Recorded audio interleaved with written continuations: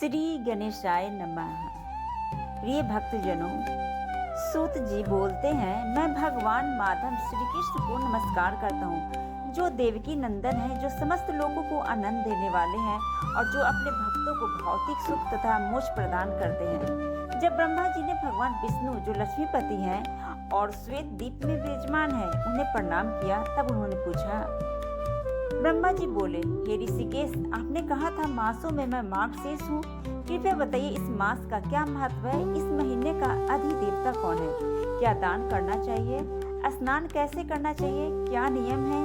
क्या खाना चाहिए? क्या बोलना चाहिए? और किन मंत्रों, पूजन या ध्यान का पालन करना चाहिए? श्री भगवान बोले, हे ब्रह्मा, तुमने बहुत उत्तम प्रश्न किया है। मार्गशीर्ष मास में जो भी पुण्य कर्म किए जाते हैं, जैसे यज्ञ, दान, तीर्थ स्थान आदि, वे सब एक साथ किए जाने के समान फल देते हैं।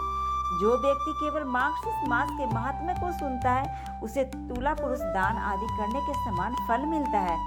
अन्य मासों में यज्ञ, वेदाध्ययन, दान, तीर्थ स्थान या योग से भी मैं उतना प्रसन्न नहीं होता जितना मार्गशीर्ष मास में स्नान, दान, पूजा, ध्यान, मौन व्रत और जप से होता हूँ। यह एक गुप्त रहस्य है।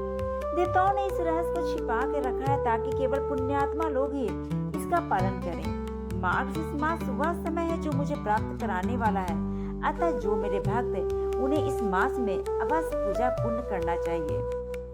भारतवर्ष में जो लोग मार्गशीर्ष में कोई धार्मिक कार्य नहीं करते, वो वास्तव में कलयुग से भ्रमित पापी हैं। माघ मास में जब सूर्य मकर राशि में होता है तो 8 महीनों के समान फल मिलता है। वैशाख में उसका 100 गुना, तुला में सूर्य के होने पे 1000 गुना और वृश्चिक में लाखों गुना फल मिलता है। इसलिए माघ से सबसे श्रेष्ठ है और मुझे सबसे अधिक प्रिय है। जो व्यक्ति इस मास में प्रातःकाल स्नान करता है, विधि से पूजन करता है, मैं उससे प्रसन्न होकर स्वयं को भी प्रदान करता हूँ। इस विषय में एक कथा कही जाती है। गोकुल में नंद नामक गोप रहते थे, जो बहुत ही पुण्यात्मा थे। वहाँ अनेक गोपियाँ रहती थी जिनका मन मेरे प्रति समर्पित था। मैंने उन्हें मार्गशीर्ष मास में प्रातःकाल स्नान का उपदेश दिया। उन्होंने विधि पूर्वक स्नान किया, हव अन्न ग्रहण किया, पूजा को और नमस्कार किया। इससे मैं अत्यंत प्रसन्न हुआ और उन्हें अपना साक्षात स्वरूप प्रदान किया। इसी कारण मनुष्य को मैं भी मार्गशीर्ष मास में सभी धार्मिक कार्य विधि पूर्वक करना चाहिए। मार्गशीर्ष मास में ब्रह्म मुहूर्त में उठकर स्नान, पूजा, जप और दान करने से व्यक्ति को असंख्य पुण्य प्राप्त होता है। यह महीना स्वयं भगवान श्री कृष्ण को अत्यंत प्रिय है और इसमें किया गया कोई भी शुभ कार्य अनेक गुना फल देता है। प्रिय भक्तजनों, जो भी सच्चे मन से मार्गशीर्ष मास में स्नान, जप, ध्यान और दान करता है, वह स्वयं श्री कृष्ण का कृपा पात्र बनता है।